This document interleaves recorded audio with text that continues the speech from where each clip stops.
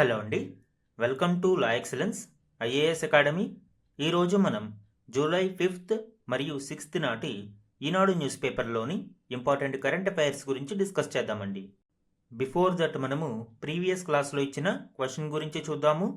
ఉడాన్ పథకం యొక్క అసలు లక్ష్యాన్ని క్రింది వాటిలో ఏది సరిగ్గా వివరిస్తుంది?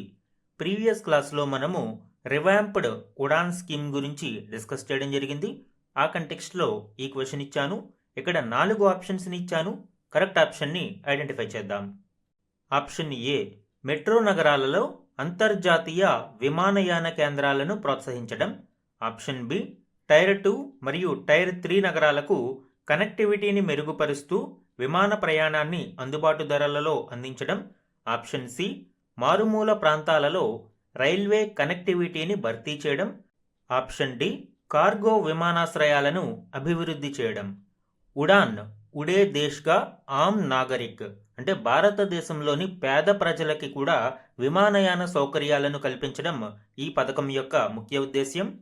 ఈ రివాంప్డ్ ఉడాన్ స్కీమ్లో భాగంగా సుమారు 29,000 కోట్ల రూపాయలను 2026-27 ఆర్థిక సంవత్సరం నుంచి 2035-36 వరకు కేటాయించారు.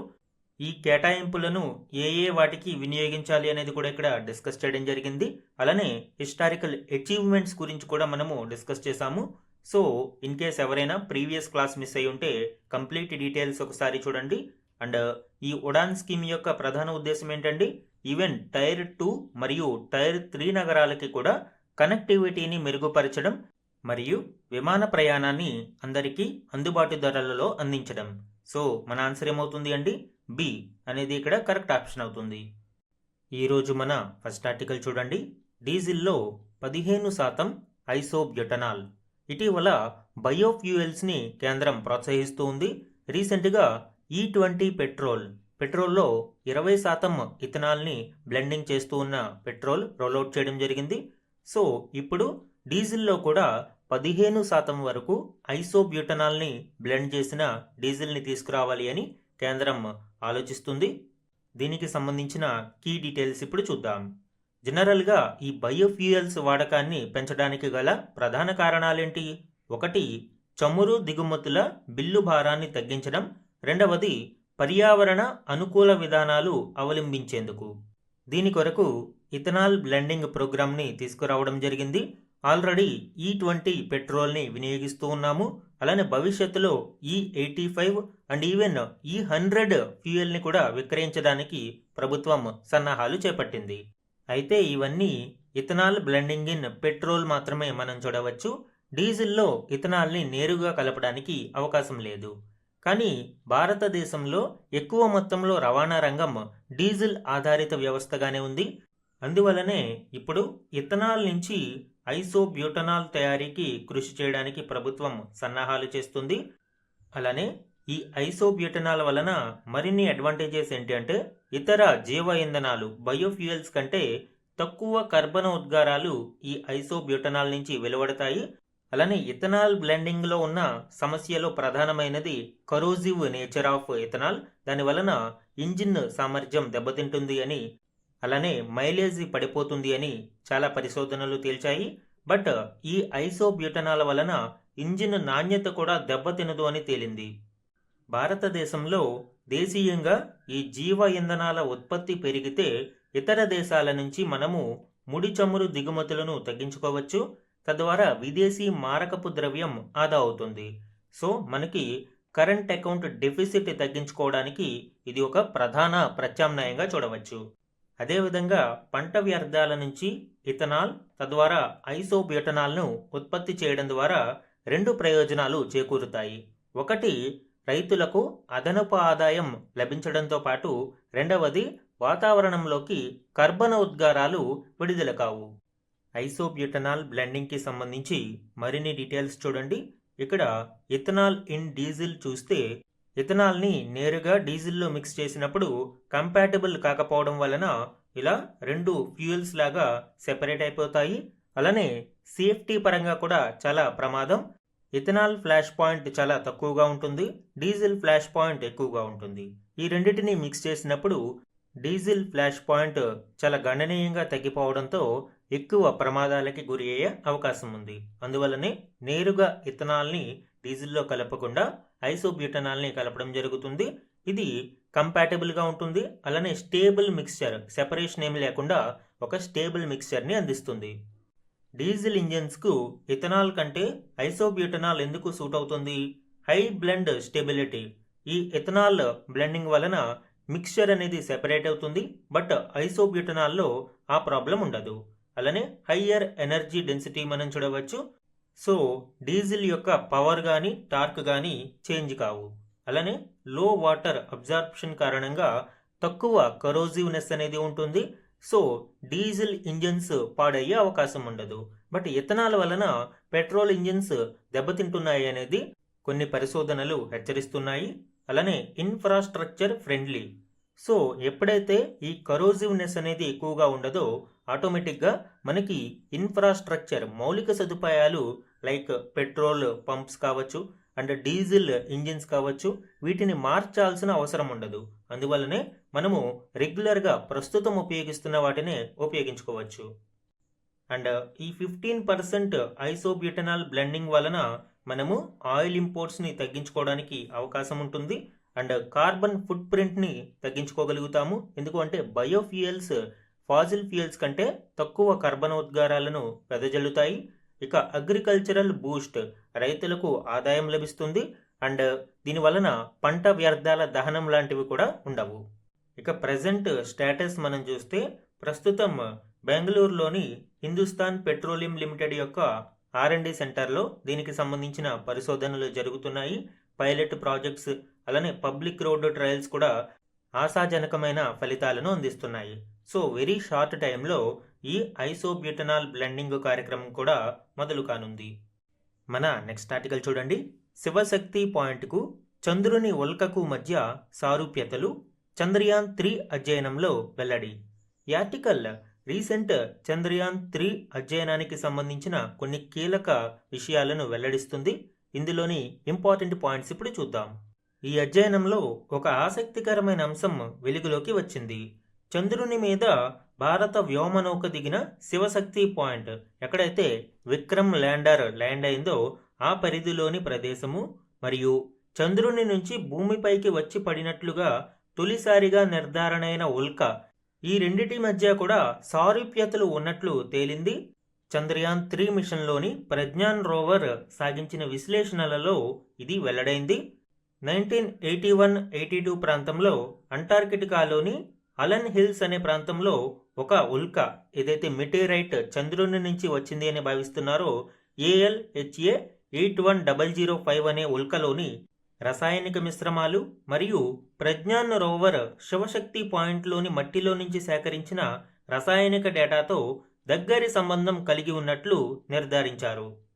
ఈ మెటీరియట్లో అల్యూమినియం ఆక్సైడ్ సుమారు 25.8% ఉండగా శివశక్తి పాయింట్లోని మట్టిలో కూడా 26.1% ఉంది.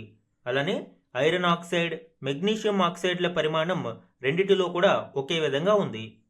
అయితే ఆ ఉల్క శివశక్తి పాయింట్ నుంచి వచ్చి నేరుగా భూమి మీద పడినట్లు ఇంకా స్పష్టం కాలేదు అని ఇస్రో ఇక్కడ వ్యాఖ్యానించడం చూడవచ్చు.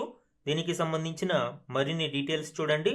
యాక్చువల్గా చంద్రయాన్ మిషన్స్ ఒకసారి చూస్తే చంద్రయాన్ 1 అనేది ఇండియా యొక్క మొట్టమొదటి ల్యూనార్ మిషన్, అంటే చంద్రుని మీదకి ప్రయోగించిన మిషన్.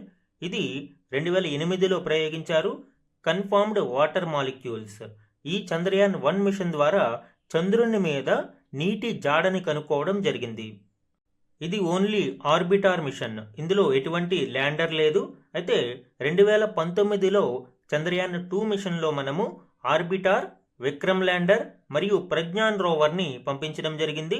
అయితే ఆర్బిటార్ అనేది ఆ టైంలో సక్సెస్ అయినా కూడా విక్రమ్ ల్యాండర్ ఫెయిల్డ్ అవడంతో, ఈ సాఫ్ట్ ల్యాండింగ్ జరగకపోవడంతో ఈ పేలోడ్స్ మొత్తం ధ్వంసమయ్యాయి.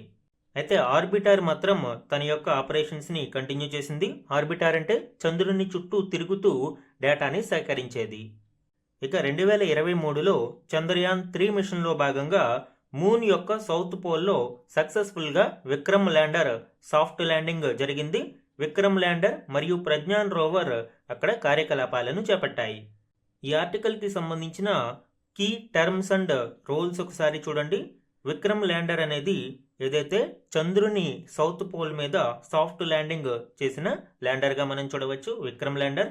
ప్రజ్ఞాన్ రోవర్ అనేది చంద్రుని ఉపరితలాన్ని ఎక్స్ప్లోర్ చేయడానికి ఇస్రో ప్రయోగించిన 6 వీల్డ్ రోవర్గా చెప్పవచ్చు. ఈ విక్రమ్ ల్యాండర్ ప్రజ్ఞాన్ రోవర్ని సేఫ్గా చంద్రుని ఉపరితలంలోకి చేర్చింది. ఇక ఆల్ఫా పార్టికల్ ఎక్స్రే స్పెక్ట్రోమీటర్, ఇది ప్రజ్ఞాన్ రోవర్లో ఉన్న ఇన్స్ట్రుమెంట్. ఇది మెటీరియల్ యొక్క ఎలిమెంటల్ అండ్ కెమికల్ కంపోజిషన్ని నిర్ధారిస్తుంది. శివశక్తి పాయింట్ అనేది చంద్రయాన్ 3 మిషన్లో భాగంగా విక్రమ్ ల్యాండర్ సాఫ్ట్ ల్యాండింగ్ అయిన ప్రాంతాన్ని నియర్ సౌత్ పోల్ ఈ శివశక్తి పాయింట్ అంటారు. ALHA 81005 ఇది ల్యూనార్ మెటీరియట్, భూమి మీద చంద్రుని నుంచి పడిన ఉల్కగా భావిస్తారు. దీనిని 1981-82 ప్రాంతంలో అంటార్కిటికాలో గుర్తించడం జరిగింది. ఈ పరిశోధనలలోని కీ ఫైండింగ్స్ ఆల్రెడీ చెప్పుకున్నాము. శివశక్తి పాయింట్, ల్యూనార్ మెటీరియట్, ALHA 81005 రెండిటి మధ్య చాలా సిమిలారిటీ, సారూప్యత అనేది ఉంది. ఈ పరిశోధనల యొక్క సిగ్నిఫికెన్స్ ఏంటి? చంద్రుని యొక్క క్రస్టల్ ఎవల్యూషన్, ఉపరితలం ఏ విధంగా ఏర్పడింది అనేది అర్థం చేసుకోవడానికి సహాయపడుతుంది. అండ్ చంద్రుని ఉపరితలంలోని మినరల్ రిసోర్సెస్ డిస్ట్రిబ్యూషన్ ఏ విధంగా ఉంది, ఖనిజ నిల్వలు ఏ ఏ ప్రాంతాలలో ఏ విధంగా విస్తరించి ఉన్నాయి అనేది అర్థం చేసుకోవచ్చు. అలానే భవిష్యత్తులో ల్యూనార్ మిషన్స్ ఏ ప్రాంతంలో ల్యాండ్ అవ్వాలి, ఏ ప్రాంతంలో ఎక్స్ప్లోర్ చేస్తే ఎక్కువ బెనిఫిట్ ఉంటుంది అనేది అర్థం చేసుకోవచ్చు. అలానే చంద్రుని యొక్క డీప్ లేయర్ మెటీరియల్స్ని భవిష్యత్తు ఫ్యూచర్ సైంటిఫిక్ స్టడీస్ కోసం పరిశోధించడానికి ఇది సహాయపడుతుంది. సో ఇది చంద్రయాన్ 3 యొక్క లేటెస్ట్ డిస్కవరీకి సంబంధించిన కీ డీటెయిల్స్ అండి. మన నెక్స్ట్ ఆర్టికల్ చూడండి. కీలక రంగంలో మరో ముందడుగు. ఈ ఆర్టికల్ ఇండియాలో సెమీ కండక్టర్ ఇండస్ట్రీ గ్రోత్కి సంబంధించిన కీలక డీటెయిల్స్ను వివరిస్తుంది. ఇందులోని కీ పాయింట్స్ ఇప్పుడు చూద్దాం. సెమీ కండక్టర్ అంటే ఏంటి? ఈ పదంలోనే మనము చూడవచ్చు, ఎలక్ట్రికల్ కండక్టివిటీని పూర్తి స్థాయిలో పోనివ్వదు, అలాగే పూర్తిగా కూడా ఇన్సులేట్ చేయదు. అంటే పూర్తి కండక్టివిటీ కాదు, పూర్తి రెసిస్టెన్స్ ఉండదు. ఈ మధ్యస్థ ప్రాపర్టీ కలిగి ఉండే వాటినే సెమీ కండక్టర్స్ అంటారు. ఇటువంటి సెమీ కండక్టర్స్ని మోడర్న్ టెక్నాలజీ వరల్డ్లో బ్రెయిన్స్గా అభివర్ణిస్తారు. చిప్ మ్యానుఫ్యాక్చరింగ్ ఇండస్ట్రీలో ఎక్కువగా సిలికాన్, అలానే gallium nitride, gallium arsenide, silicon carbide విరివిగా మనము ఈ సెమీ కండక్టర్స్ని ఉపయోగించడం జరుగుతుంది. భారతదేశం తన యొక్క ఈ చిప్ మ్యానుఫ్యాక్చరింగ్ అవసరాల కోసం అధిక మొత్తంలో సెమీ కండక్టర్స్ని దిగుమతుల మీదే ఆధారపడి ఉంది. సుమారు 90% పైగా చిప్లలో భారతదేశం దిగుమతుల నుంచే ఆధారపడుతుంది. అయితే ఈ రంగంలో సెల్ఫ్ సఫిషియన్సీని సాధించడం కోసం మరియు ఆత్మ నిర్భరత వైపు ప్రయాణించడం కోసం భారతదేశం అనేక కార్యక్రమాలను చేపట్టింది. అందులో భాగంగా ఇండియన్ సెమీ కండక్టర్ మిషన్ గురించి కూడా మనం చెప్పుకున్నాము. రీసెంట్గా 2.0 వెర్షన్ కూడా యూనియన్ బడ్జెట్ 2026-27లో లాంచ్ చేశారు. సుమారు $1.5 బిలియన్ దీనికోసం నిధులను కేటాయించారు. ఇందులో భాగంగా సుమారు 12 ప్రాజెక్టులను భారతదేశం పట్టాలెక్కించనుంది. అండ్ ప్రస్తుతం సనంద్, గుజరాత్లోని ఈ ప్రాంతంలో ప్రధాని నరేంద్ర మోదీ గారు ఒక ప్రాజెక్టును లాంచ్ చేయడం జరిగింది. ఇది భారతదేశం యొక్క 3rd సెమీ కండక్టర్ ప్రాజెక్ట్గా చెప్పవచ్చు. 3rd facility approved in 4 months. ఈ ప్రాజెక్ట్ జపాన్ మరియు థాయిలాండ్ల సహకారంతో ప్రారంభమైంది. అండ్ దీని యొక్క ప్రొడక్షన్ స్కేల్ ప్రస్తుతం 1 సంవత్సరానికి 20 కోట్ల చిప్లను తయారు చేయడం, అండ్ భవిష్యత్తులో దీనిని క్రమేపీ విస్తరిస్తూ సంవత్సరానికి 500 కోట్ల చిప్లను తయారీ లక్ష్యంగా పెట్టుకున్నారు. ఈ లక్ష్యాలను మనము సాధించగలిగితే భవిష్యత్తులో ఇక్కడి నుంచి విదేశాలకి కూడా ఎగుమతులు సుసాధ్యమై మేక్ ఇన్ ఇండియా ప్రస్థానం మనకి మరొక మెట్టు ఎక్కుతుంది. ఇటీవలి కాలంలో భారతదేశంలో ఎలక్ట్రానిక్స్ మ్యానుఫ్యాక్చరింగ్ గణనీయంగా విస్తృతమైంది. Especially PLI, production linked incentives వంటి పథకాల కారణంగా మొబైల్ మ్యానుఫ్యాక్చరింగ్ గణనీయంగా వృద్ధి చెందింది. ప్రస్తుతం భారతదేశం ప్రపంచంలోనే రెండవ అతిపెద్ద మొబైల్ మ్యానుఫ్యాక్చరింగ్ మార్కెట్గా అవతరించింది. అలానే ఎలక్ట్రానిక్ పరికరాల ఉత్పత్తి కూడా జోరందుకుంది. దాంతో వీటన్నిటికీ సెమీ కండక్టర్స్ అనేవి ఆవశ్యకమయ్యాయి. దీనితో డిమాండ్ అనేది పెరిగింది. సో ఈ డిమాండ్ని ఫుల్ఫిల్ చేయడం కోసం మనము చైనా, తైవాన్, హాంకాంగ్, దక్షిణ కొరియా, జపాన్ వంటి దేశాల మీద ఆధారపడాల్సి వస్తుంది. ఇందాకే చెప్పుకున్నాం, భారతదేశ అవసరాలలో 90% చిప్స్ అనేవి మనము దిగుమతుల మీదనే ఆధారపడుతూ ఉన్నాము. అందులోనూ అధిక భాగం చైనా మీదనే మనం ఆధారపడుతున్నాం. బట్ చైనాతో బయలాటరల్ రిలేషన్స్ ఎలా ఉంటాయనేది మనకి తెలుసు. సో చైనా మీద పూర్తి స్థాయిలో డిపెండ్ అవ్వలేము. అండ్ భవిష్యత్తులో సెల్ఫ్ సఫిషియన్సీ లేకపోతే ఈ రంగంలో మనము ఇబ్బంది పడే అవకాశం ఉంది. ఈ రంగం అనే కాదు, భవిష్యత్తులో ఏ అడ్వాన్స్డ్ టెక్నాలజీకైనా మనకి చిప్స్ అనేవి చాలా కీలకం. వీటిని బ్రెయిన్స్ ఆఫ్ మోడర్న్ టెక్నాలజీ అని పిలుస్తారు. గణాంకాలను మనం చూస్తే దిగుమతుల విషయంలో గడిచిన 9 ఏళ్లలో సెమీ కండక్టర్ ఉత్పత్తులకు మనము $15,000 కోట్ల విదేశీ మారక ద్రవ్యాన్ని చెల్లించాల్సి వచ్చింది. అందువల్లనే ఇందాక చెప్పుకున్నట్టు ISM 2.0లో $15 బిలియన్ అంటే సుమారు 1.64 లక్షల కోట్ల విలువైన 12 సెమీ కండక్టర్ తయారీ ప్రాజెక్టులను భారతదేశం ఆమోదించింది. అండ్ అందులో భాగంగా ఇప్పుడు 3వ ప్రాజెక్టును గుజరాత్లో ప్రారంభించారు. అండ్ ఇందులో మరొక ముందడుగుగా మనము ప్యాక్స్ సిలికా కూటమిలో కూడా భాగం కావడం చూడవచ్చు. యుఎస్ ఆధ్వర్యంలోని ఈ ప్యాక్స్ సిలికా కూటమి సెమీ కండక్టర్ సప్లై చైన్లో స్ట్రెంగ్త్ని చేయడం మరియు డిస్రప్షన్స్ని అడ్డుకోవడం కోసం ఏర్పడింది. ఇందులో భారత్ కూడా భాగస్వామ్యం కావడం విశేషం. అయితే భారతదేశం ఈ రంగంలో అనేక ముందడుగులు వేస్తూ ఉన్నా ఇందులో అనేక సమస్యలు, సవాళ్లు ఎదురవుతూనే ఉన్నాయి. ప్రధానంగా మనం చూస్తే ఇన్ఫ్రాస్ట్రక్చర్ డెఫిసిట్ అనేది కీ ఛాలెంజింగ్గా చెప్పవచ్చు. మైక్రోచిప్స్ మ్యానుఫ్యాక్చరింగ్ కోసం కంటిన్యూస్ ఎలక్ట్రిసిటీ మరియు వాటర్ సప్లై అవసరమవుతుంది. అలానే డొమెస్టిక్ స్టాండర్డ్స్ని కూడా అంతర్జాతీయ ప్రమాణాలకి తగ్గట్లుగా అప్గ్రేడ్ చేయాల్సిన అవసరం ఉంది. అండ్ ఈ రంగంలో స్కిల్ గ్యాప్ని కూడా మనం చూడవచ్చు. ప్రపంచంలోని చిప్ డిజైనర్లలో 20% భారతీయులే ఉన్నప్పటికీ నేరుగా వీటి తయారీలో భాగస్వాములు అవ్వగలిగే ప్రొఫెషనల్స్ మాత్రం కొరత ఎదుర్కొంటూ ఉన్నాము. అంటే డిజైనర్స్ ఉన్నా కానీ మ్యానుఫ్యాక్చరింగ్లో మాత్రం నిపుణుల కొరత ఉంది. అండ్ అదేవిధంగా భవిష్యత్తులో 2032 నాటికి ప్రపంచవ్యాప్తంగా 10 లక్షలకు పైగా ఈ నిపుణుల కొరత వేధించే అవకాశం ఉంది. ఇక రా మెటీరియల్స్ కూడా మనము చాలా కొరతను ఎదుర్కొంటూ ఉన్నాము. అండ్ ఇన్సెంటివ్స్ కూడా ఈ చిప్ మేకింగ్ ఇండస్ట్రీలో ఇతర దేశాలతో పోలిస్తే భారతదేశంలో ప్రోత్సాహకాలు తక్కువగా ఉండడం కూడా ఒక ప్రధాన అడ్డంకిగా చూడవచ్చు. సో వీటన్నిటినీ దృష్టిలో పెట్టుకుని భవిష్యత్ అవసరాల దృష్ట్యా ఈ రంగంలో మరిన్ని ప్రోత్సాహకాలు, మరింత వ్యూహాత్మకంగా ముందడుగులు వేసినప్పుడు మాత్రమే భారతదేశం ఈ సెల్ఫ్ సఫిషియన్సీని సాధించడానికి అవకాశం ఉంటుంది. మన నెక్స్ట్ ఆర్టికల్ చూడండి. సాగరంలో సత్తా చాటేలా దేశ రక్షణకు వ్యూహాత్మకంగా ముందుకు, త్వరలో మరో 2 యుద్ధ నౌకలు అందుబాటులోకి.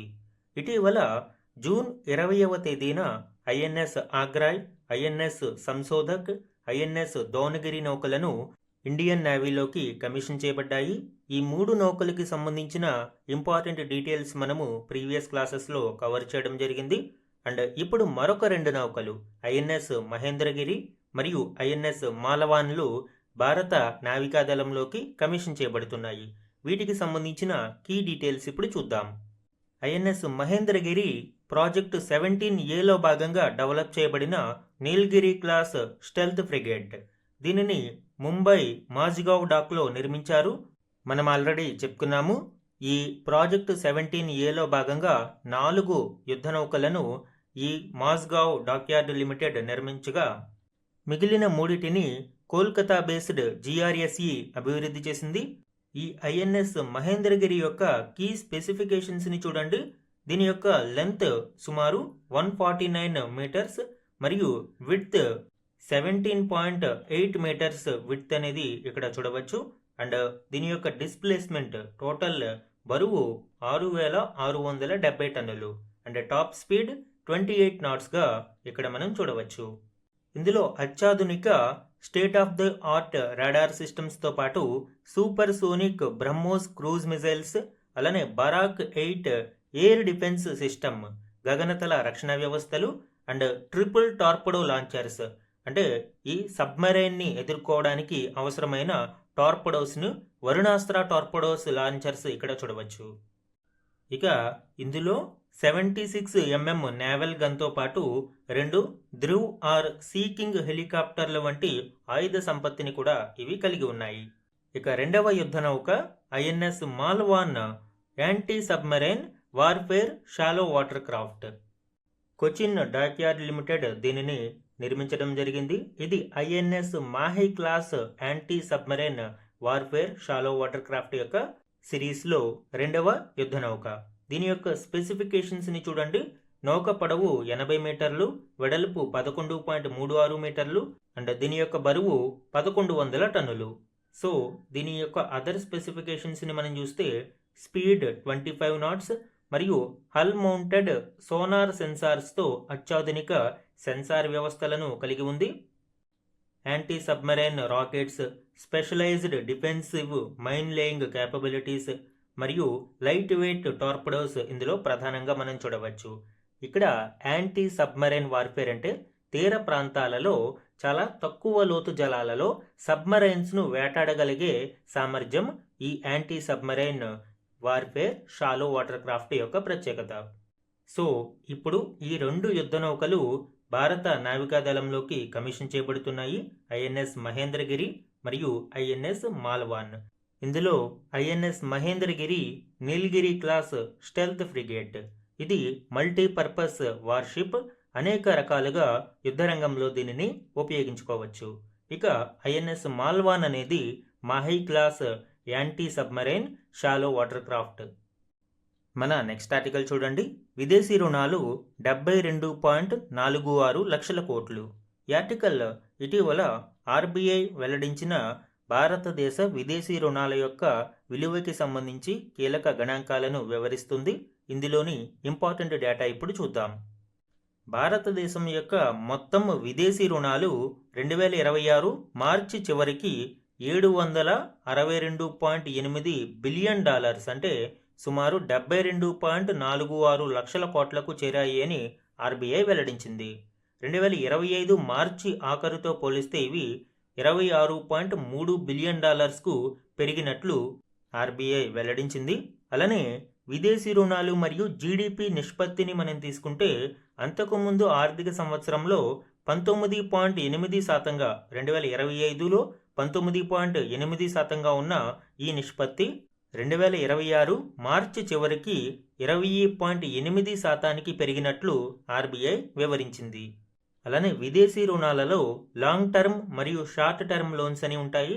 లాంగ్ టర్మ్ లోన్స్ అంటే 1 సంవత్సరం కంటే ఎక్కువ కాల పరిమితి కలిగి ఉన్న లోన్స్. ఇవి భారతదేశం యొక్క విదేశీ రుణాలలో $613.5 బిలియన్ గా ఉన్నాయి. 2025 మార్చి స్థాయి కంటే ఇవి $11.6 బిలియన్ అధికంగా మనం చూడవచ్చు.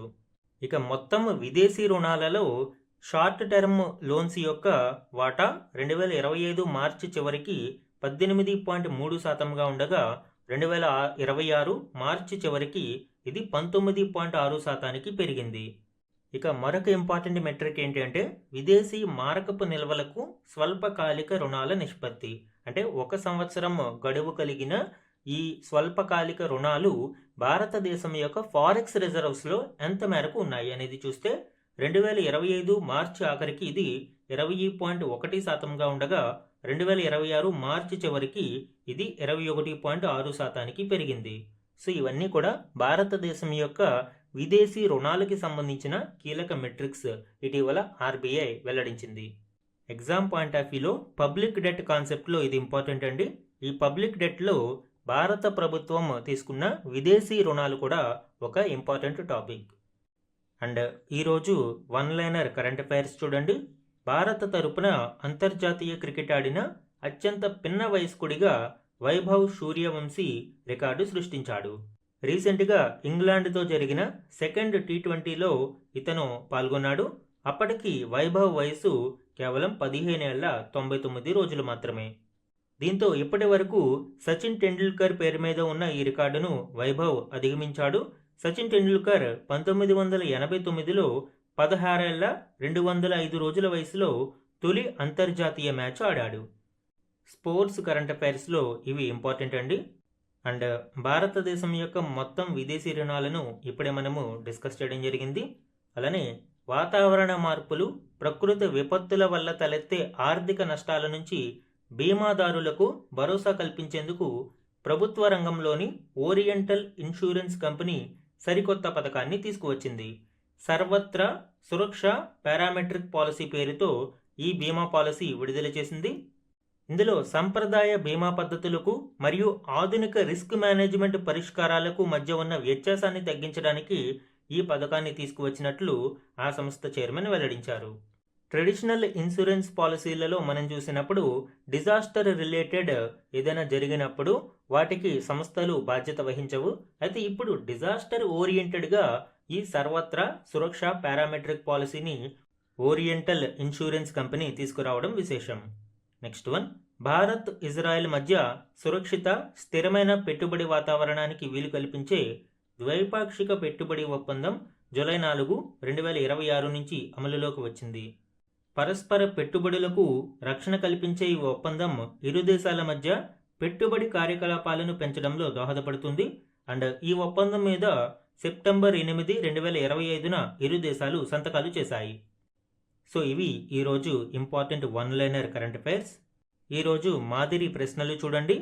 భారత సుప్రీంకోర్టు ప్రధాన న్యాయమూర్తి జస్టిస్ సూర్యకాంత్ ఏ రాష్ట్రాన్ని దేశంలోనే మొదటి కాగితరహిత న్యాయ వ్యవస్థగా అవతరించినట్లు ప్రకటించారు? ఆన్సర్ సిక్కిం.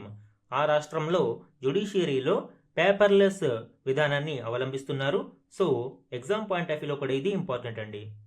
నెక్స్ట్ వన్, ఏషియాలోనే మొదటి లింగ సమానత్వం నైపుణ్యాభివృద్ధిపై యునెస్కో చైర్ను ఇటీవల ఏ విశ్వవిద్యాలయం ప్రారంభించింది? ఆన్సర్ పూణేలోని Symbiosis skills and professional university. దీనికి సంబంధించి ప్రీవియస్ క్లాసెస్లో కూడా మనం చెప్పుకున్నాము. ఎగ్జామ్స్లో ఇలాంటివి వన్ లైనర్స్ అడిగే అవకాశం ఉంది. నెక్స్ట్ వన్, ఏ కేంద్రపాలిత ప్రాంతంలోని రాధానగర్ బీచ్ వద్ద ఇటీవల భారతదేశ అతిపెద్ద జాతీయ జెండాను నీటి అడుగున ఎగరవేసి సరికొత్త గిన్నిస్ రికార్డును సృష్టించారు? ఆన్సర్ అండమాన్ అండ్ నికోబార్ దీవులు. 60 మీటర్ల పొడవు, 40 మీటర్ల వెడల్పు కొలతలున్న ఈ భారీ భారత త్రివర్ణ పతాకాన్ని నీటి అడుగున ఏర్పాటు చేశారు. సో ఇవి ఇంపార్టెంట్ మాదిరి ప్రశ్నలు. ఈరోజు మన క్వశ్చన్ గురించి చూడండి. ఈరోజు క్లాస్లో డీజిల్ ఐసోబ్యూటనాల్ బ్లెండింగ్ గురించి చెప్పుకున్నాము. ఆ కంటెక్స్ట్లో ఈ క్వశ్చన్ ఇచ్చాను అండి. ఇందులో కరెక్ట్ ఆప్షన్ని ఐడెంటిఫై చేసి ఆన్సర్ని కమెంట్ సెక్షన్లో కమెంట్ చేయండి. ఇది ఈరోజు ఈనాడు న్యూస్ పేపర్లోని ఇంపార్టెంట్ కరెంట్ అఫైర్స్ మీద daily analysis. Thank you for watching.